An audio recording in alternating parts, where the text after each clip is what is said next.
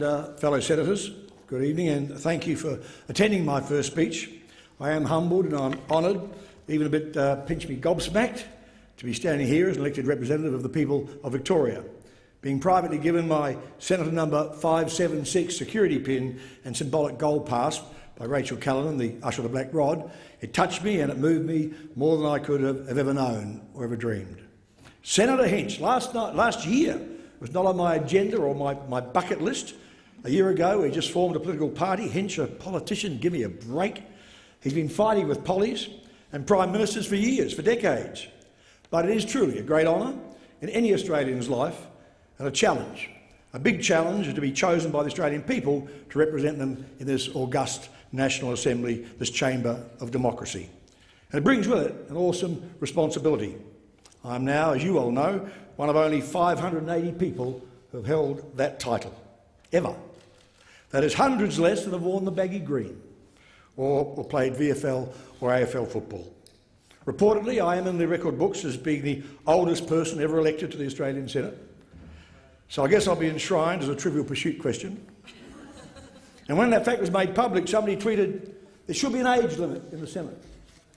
And I tweeted back, I agree 100%. What minimum age do you suggest? Now, jokes aside, I don't take the task lightly. I do believe I'm in a unique position. I've met every Australian Prime Minister since Robert Menzies. I met Ming in 1964. I've interviewed most Prime Ministers since then, from Harold Holt on, and I didn't vote for any of them. I didn't vote against them because I still think compulsory voting is wrong. I think it's undemocratic, and I will campaign against it while I'm here. I also still believe that media commentators should be exempt from voting. They should not vote, or if they do, they should tell you how they vote. You can be granted exemption, you may not know, on religious grounds, so why not on moral grounds or philosophical grounds or occupational grounds? Now, I've been accused of hypocrisy for voting for the first time on July the 2nd. Well, I'm no longer a journalist.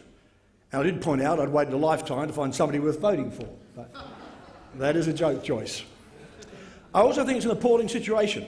In this IT age, when 1 month after a federal election, the results still weren't officially known, not to mention the census debacle.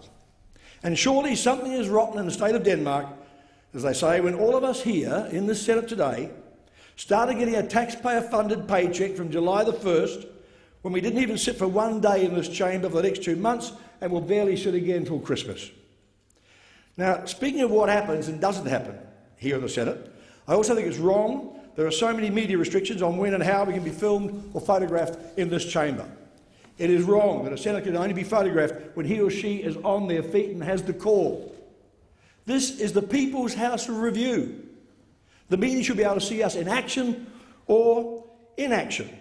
And if you get caught nibbling your earwax, or counting your money, or dozing, now that's tough. I was fair game when I got caught with eyes closed during the Governor-General's boring recital of Malcolm Turnbull's speech. So I will introduce a motion to try to change this, and we'll join a Press Gallery High Court bid, if necessary, to allow the same freedoms here for media photographers as they have in the lower house. Now, my ambition in this House is to do my best for the people who elected me. I know all politicians, you all say that, we all say that. I'll call things as I see them, my career supports that. People ask me, how come I get sacked so often? At last count, I've been fired 16 times. And I say, well, they hire me for who I am and what I say, and then they fire me for who I am and what I say. And the people of Australia and Victoria have just hired me, and if they don't like it, they're entitled to fire me. It looks like it will be 3 years. It should be 6, as you know, under S282, which was brought in by Prime Minister Bob Hawke because he thought it was a fair call, and a 6-year term for me and the Greens, Senator Rhiannon. In New South Wales, that was one of the recommendations from the Australian Electoral Commission when they returned the writs on August the 8th. The electoral pendulum inventor, Malcolm McKerris, he agrees with that. But you big boys got together, surprise, surprise, and what the Liberals and the Greens started in 2016 with that unholy alliance to destroy the minor parties, the government and Labor continued with your minor party stitch-up in this chamber. It was a Senate decision, it was not a constitutional one, and self-preservation prevails. But at least I got the first division vote, even though I lost it. Anyway, I've said, as leader of Derryn Hinch's Justice Party, I'll try to be an unpolitical politician, a common-sense politician. I won't be PC, I won't be politically correct, That's why I say from the outset, well, I have hopes, high hopes of achieving good things. I've seen other people come here with high hopes and great dreams and stumble and crumble. An Australian icon, Peter Garrett, a man of principle who came here cloaked in great ideas and ideals, many idealistically ingrained in him from the lyrics of Midnight Oil. He left broken and disillusioned and compromised, unfairly shackled to a Labor government's fatally reckless pink band scandal which cost 4 young lives.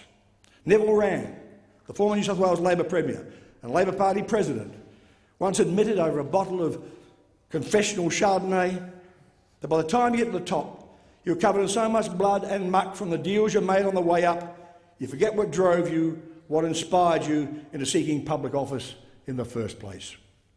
Well, I'm not a horse trader, I'm not a wheeler, I'm not a dealer. I've spent half a century as a journalist trying to keep the bastards honest, and having the title Senator, having that in front of my name won't change that. In fact, it might make it easier to name names without having to wear an ankle bracelet, or go to jail again, or be under house arrest again, trying to protect children. Now, it has been speculated that I will use parliamentary privilege to name names under the protection of what is derided as Coward's Castle. And I will. But it will be a court of last resort. I will not be a cowboy.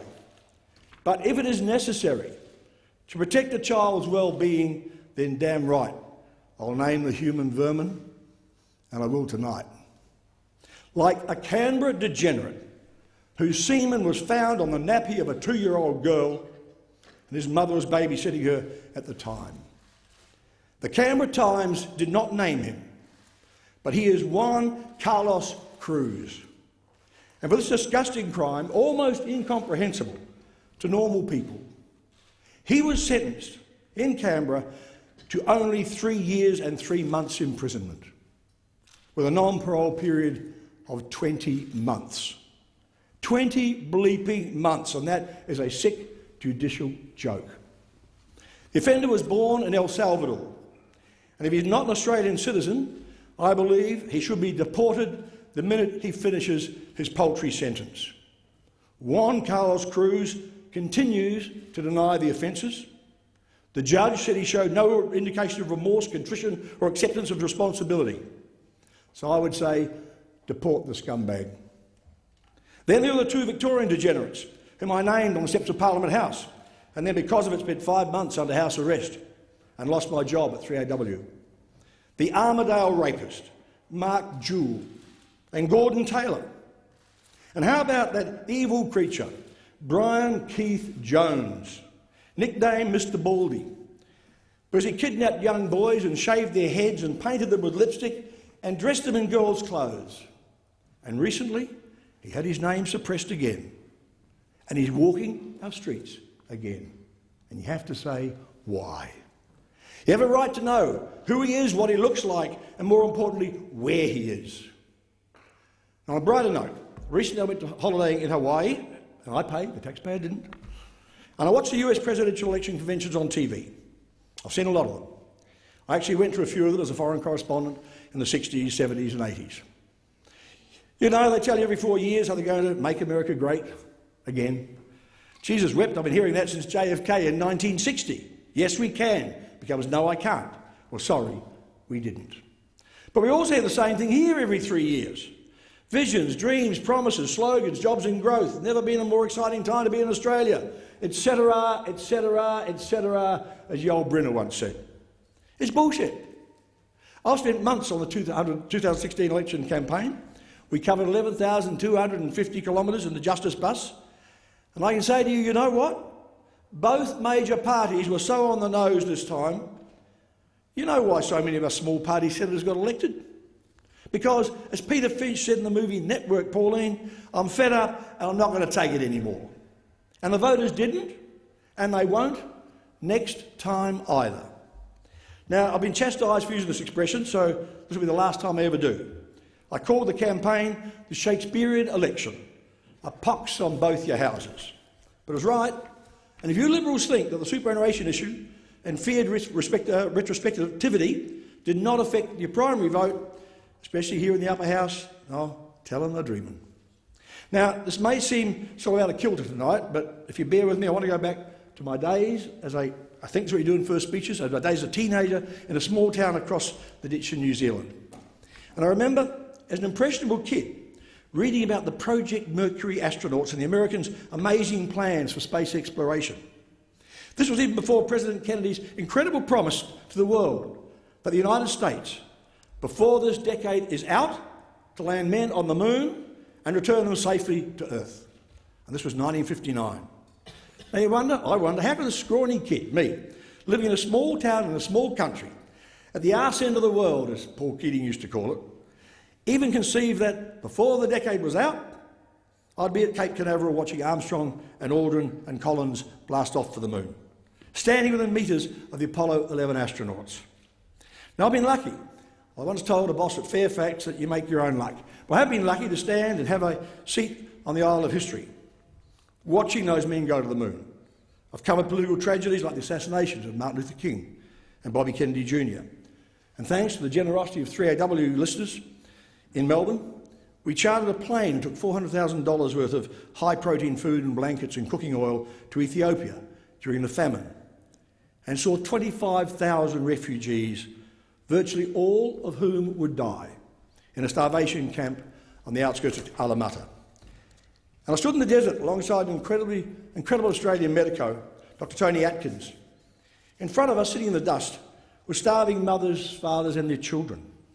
And even there, in the midst of poverty and the famine and the suffering and the disease, families there had each laid out a tattered blanket anchored on the corners with stones in sort of the last desperate attempt at a patch of family turf. And each morning, the mothers would shuffle up to the stall where Dr. Atkins had an ancient set of greengrocer's scales. And their baby would be placed on the scales.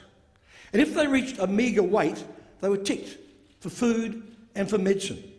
But if they literally failed to make the weight, they were turned away. They're too far gone, with only enough supplies for the savable, and that tragic system of the human lifeboat, the triage system, kicked in the middle of a desert in Africa. And I thought that playing God for those mothers and their babies would lead Atkins to a nervous breakdown. I often wondered what happened to him. Coincidentally, in the election, it brought us together. Our paths crossed for the first time in more than 30 years at the Berwick Market one Sunday morning. And speaking of life and death, I want to talk about organ transplants and organ donations. Without a donated liver, I wouldn't be here. And to be blunt, my funeral would have been held 5 years ago. That's why I want to help trigger the signing up of 1 million more organ donors in Australia, activating and promoting the government's new app to make it easy to sign a living will, which means a donor commitment that no family member can overturn. And imagine 1 million more donors in a country where our donor population to population ratio is abysmal compared to other Western countries. Now, for a while in my book, A Human Deadline, I advocated strongly for the opt-out system rather than the current opt-in system. Under opt-out, like they have in Spain, everybody's considered to be a potential donor unless you just opt out. You sign a register saying you don't want to be an organ donor for cultural, ethnic, or religion reasons, or no reasons, just any reason. You just don't do it. The downside of opt-out is that people depict the government as body snatchers. Like, it's my body, how dare they are ghouls. Now, opt-in is where you sign the register as a willing organ donor, but the weakness there, and not many people know this, is that signing up doesn't guarantee that your organs will be considered for transplant. Your loved ones can overrule you, and overrule that wonderful decision. And they do. And of course, you'll never know. And it happens in more than 40% of cases. Now, families, in understandable grief, they can't or won't make the decision to donate. And that means that healthy, life-saving organs are thrown into hospital rubbish bins, and then they get burnt. Now, I know it's totally understandable. Can you imagine? I've seen this. A young mother waves her 9-year-old daughter off to primary school, and because of some ghastly accident, she's now standing in a hospital's intensive care unit 12 hours later, being told that life support is being turned off, and will you donate your daughter's organs? Now, there's a compromise between opt-out and opt-in, which I call opt-in plus. It wouldn't alleviate that example, but it would guarantee a living will clause, which I hope you'll consider, where if you're on the donor list and your wishes in death would be honoured. And this version is now being successfully used in 5 or 6 states in the United States. Now, I do have a vested interest, obviously. And I'm possibly the first senator with an organ transplant. I'm not sure. So just a little bit of background. 6 years ago, I was diagnosed with terminal cancer and given at most 12 months to live. Primary cancer of the liver. I have held my old liver in my hand. I've met the family of my donor, Heath Gardner, his mother Linda, his father Trevor, his sisters Kimberly and Melanie. And I want to dwell on this because being an organ donor is so important. You can save not only one life, you can save 5 lives, you can save 6 lives. And Heath Gardner saved mine. And I said to the pathologist, Peter Crowley, I said, do you see many as bad as this? And he said, usually at autopsies. And I said, well, how long do you think I had? And he said, well, now I've got it out and had a good look at it, I reckon about 2 weeks. As Elton John would say, I'm still standing. So thanks to the Gardner family, the skills of Professor Bob Jones, his team, the brave research of a man called Professor Thomas Starzl, the American doctor, the professor, who invented liver transplants 50 years ago. And I stand here today, because of that, in a unique position to try to help save thousands more lives. And a year after the transplant, when given permission to fly again, I went to my beloved New York, the metropolis that I thought I'd never see again. I farewelled it a few months before I had the operation. When I went back, I took a side trip to Pittsburgh to thank Professor Starzl, the man who invented liver transplants. And when I got back to Manhattan, after a meeting, I received an email from the doctor, which at first seemed strange because it started out, Derryn, it was an honour to meet you. And I thought, surely it was the other way around. But then I read the rest of it, and it can still bring tears to my eyes because the man who invented liver transplants and saw his first 7 transplant patients die and was ridiculed by his so-called peers as a medical cowboy, he wrote, Derryn, I can't tell you how warmed I was to see firsthand in you the distant ripple of the silly dream that I first had more than half a century ago. So thank you, Thomas Starzl and Heath Gardner. And also thank you, my paternal grandmother, Sarah Elizabeth Hinch, for some sage advice I tried to live by when told I had cancer and was going to die. She used to say about life, and she lived to 96, she used to say that it's not what happens to you in life that matters, it's how you handle it. And I hope I handled that death sentence, that diagnosed death sentence, in a way which would have made her proud. Hope some acts of kindness since then, and this new career in public service, will show that I've tried to use these bonus years well, if not always wisely. On another issue of life and death, this is dying with dignity, the cause of voluntary euthanasia. It's been one I've championed for decades. When my mother was dying of terminal lung cancer 26 years ago, I sat at her bedside alone with her on her final night. She had no dignity. She had no quality of life.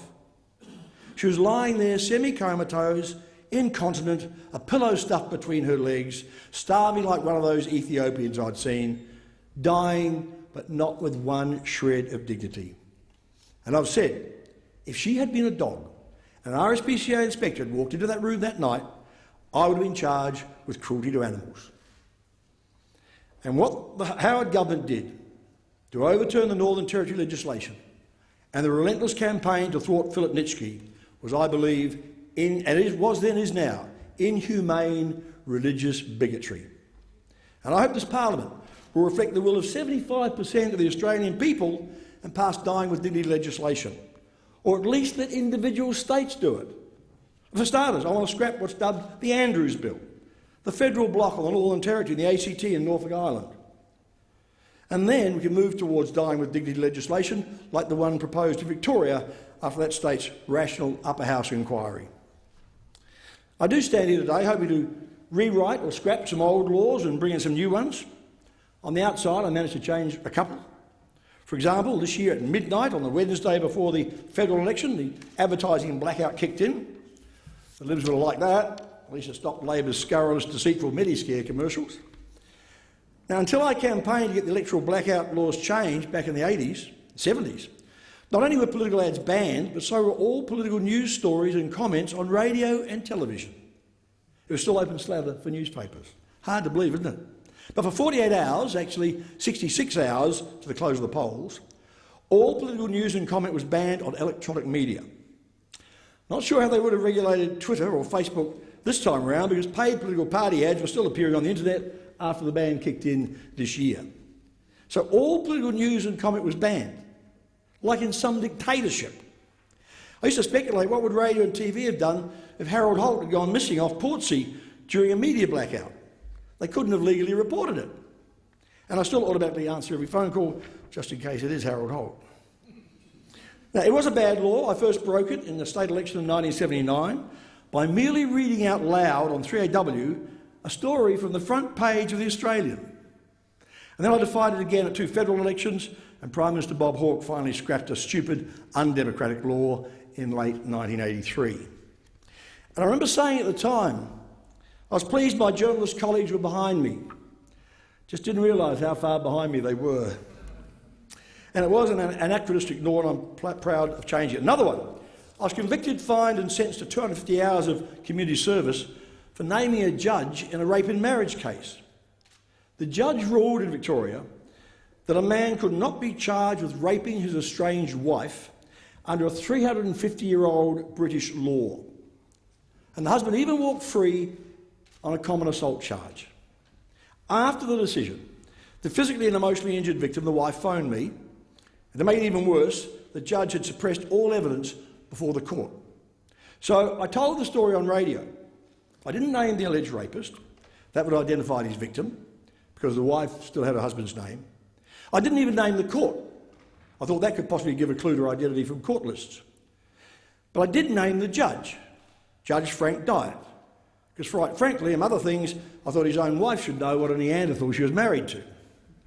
And anyway, I argued unsuccessfully, that Judge Dyatt had only suppressed what was before the court. His name wasn't before the court, he was the court. I took him on and I lost, but a bad law was scrapped. I also went to jail for naming a pedophile priest, Michael Glennon, who is still running a camp for young kids at Lancefield in country Victoria, even though he had already spent a year in jail for the rape of a 10-year-old girl. Still ordained, still assaulting children. You think, what a forgiving church, suffer little children. And I was called a cowboy, that word again, and even though I'd been to the Premier, the Attorney General, the Police Minister, and the hierarchy at the Catholic Church, and they all said, leave it to the courts. As it turned out, Father Glennon was still sexually assaulting children at that camp, at that time, and later was convicted and jailed for those new crimes, which was scant consolation for his victims. And maybe, if we'd had the public register of convicted sex offenders back then, and Glennon was on it for the rape of that little girl, maybe a parent would have not sent his or her child to that camp, or to Glennon's popular martial arts school for kids in Melbourne, or the junior football team that he coached, providing an evil priest with even more victims. Now, this public register, which is so important to me, is what triggered the Derryn Hinch's Justice Party. Because after I got out of jail the last time, after serving 50 days on contempt of court charges over that piece of excrement, Adrian Bailey, hundreds of people joined me for the Jail to Justice walk, a 10-day, 180-kilometre journey from Langikalkal prison to the steps of Victoria's Parliament House to present a multi-volume petition calling for a national public register of convicted sex offenders. Convicted sex offenders.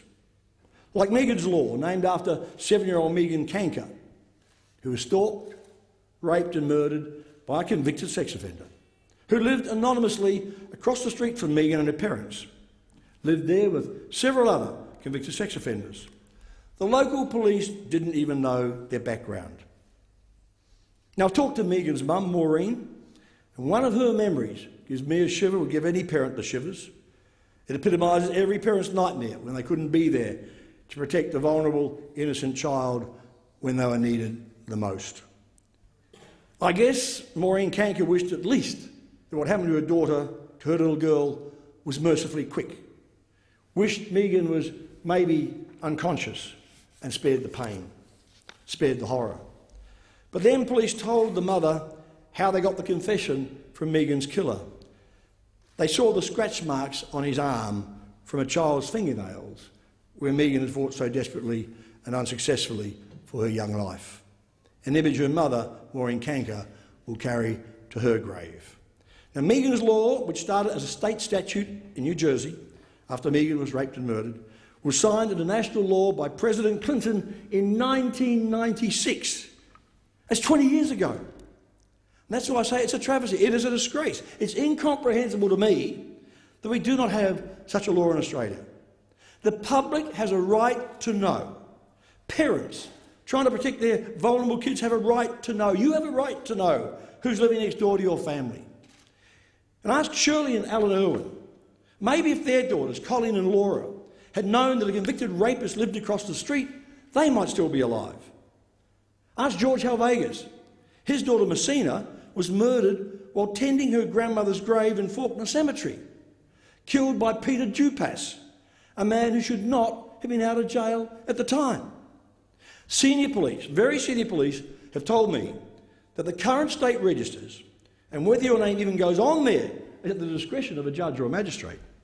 Senior police have told me that the current secret registers are unworkable, unenforceable. They are merely public relations exercises to make you, the public, feel good about it. And did you also know almost all sex offenders on those lists, they self-report anyway, because the coppers don't have the time or the resources to check up on them. It is a sick joke. That's why I promise, I vow I won't give up till such a register as Megan's Law exists nationwide in Australia.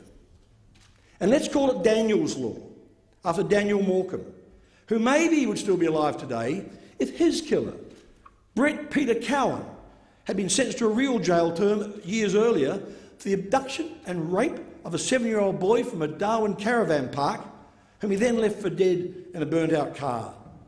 And if Brett Peter Cowan's name and photo and crimes had been listed on the public register, maybe Daniel's brave parents, Bruce and Denise, wouldn't have had to suffer for more than a decade of not knowing if their little boy was dead or alive.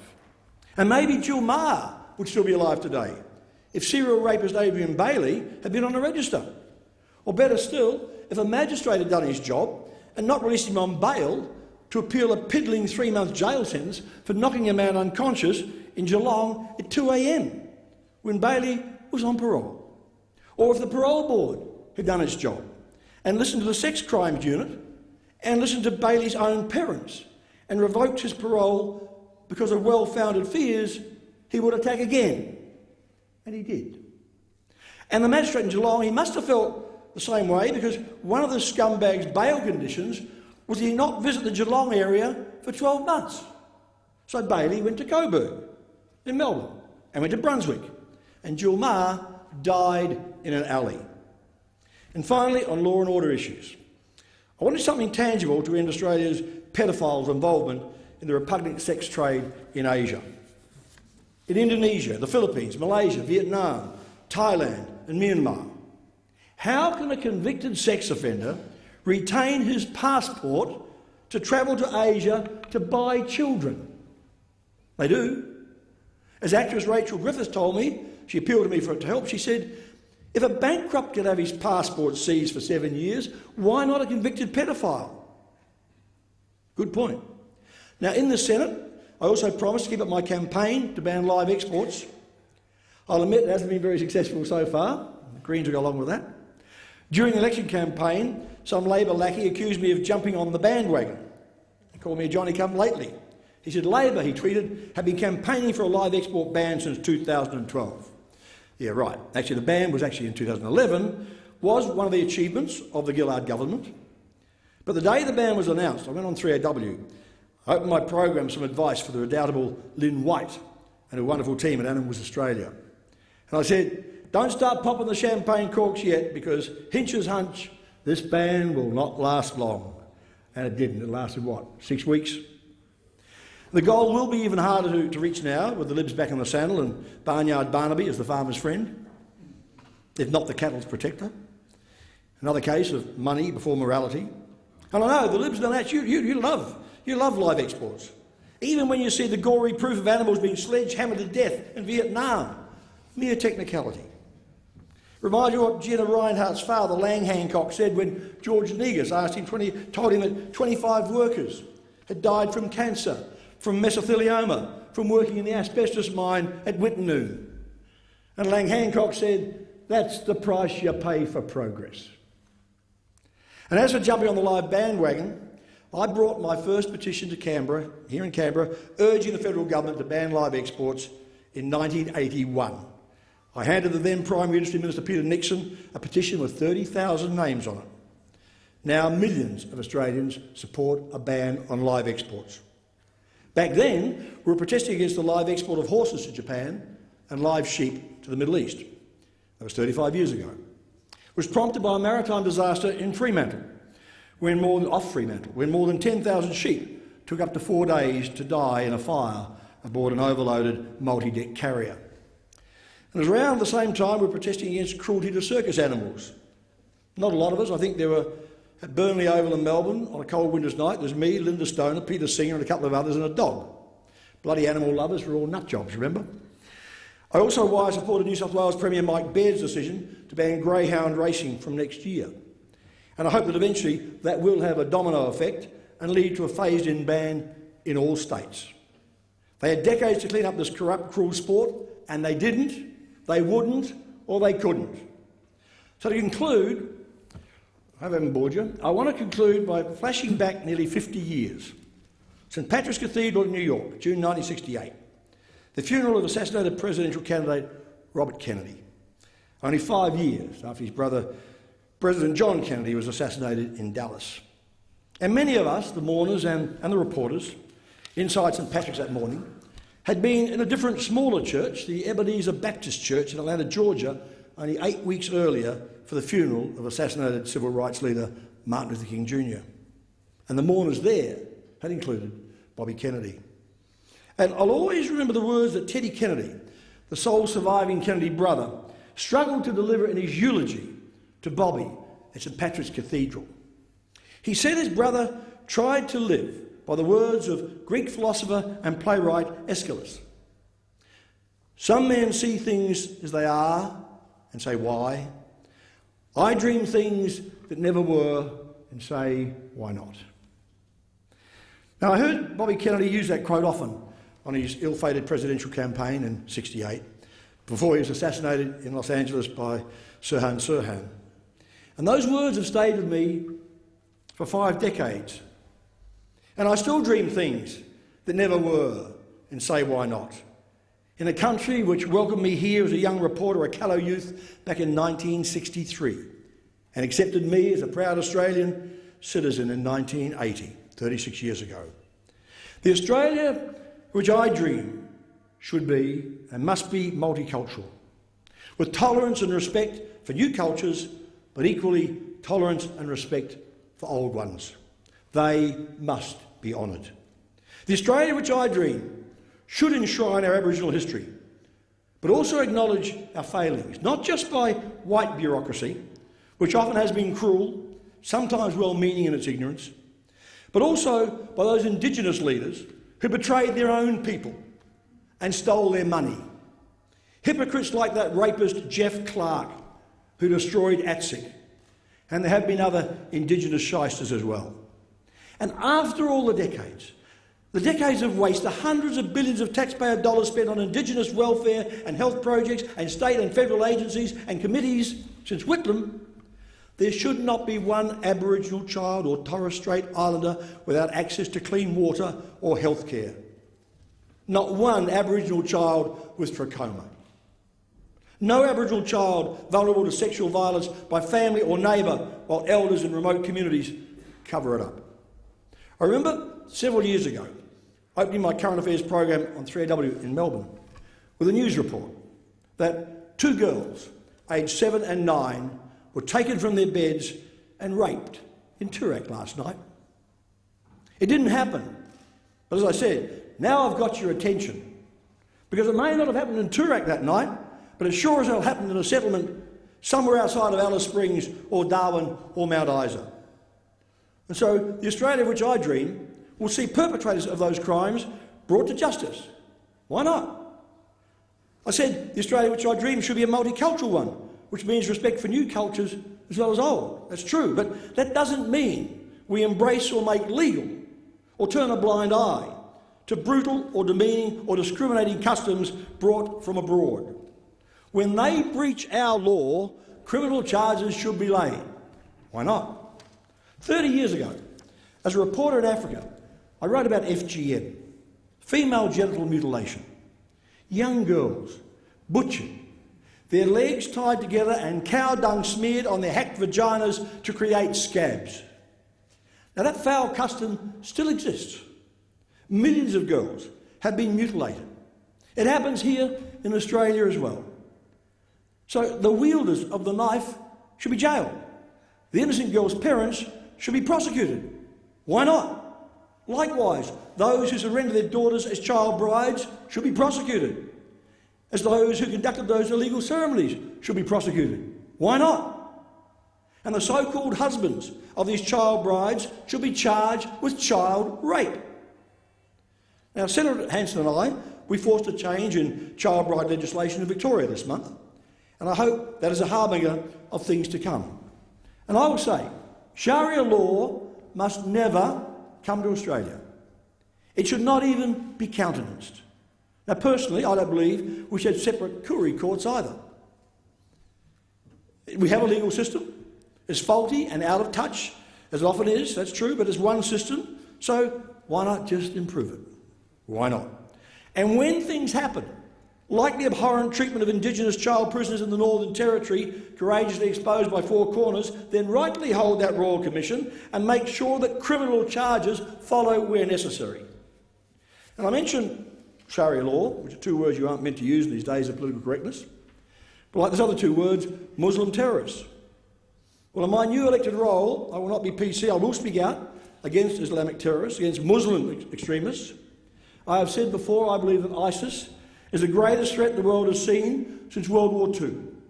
And it is a sad prediction that eventually an international force of ground troops, led by Middle Eastern countries, you hope, will be necessary to defeat the terrorists. And Australia may have to join it. But I will not support shrill scaremongers who want to ban all Muslim migrants and put CCTV cameras in all mosques and want to ban new mosques.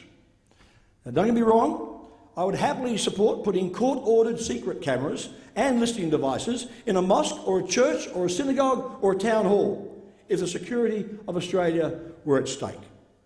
But we didn't ostracise all Catholics when the IRA was bombing restaurants in London.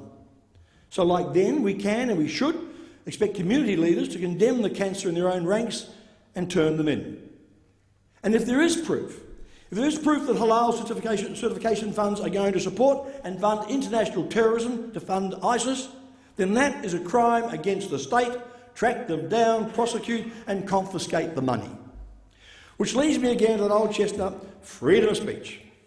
It must be preserved even when that freedom of speech repulses you and offends you, as it often repulses and offends me. In a democracy, freedom of speech must be preciously guarded. Argue against the bigots, subject them to facts and ridicule, but don't make them martyrs. They'll get elected.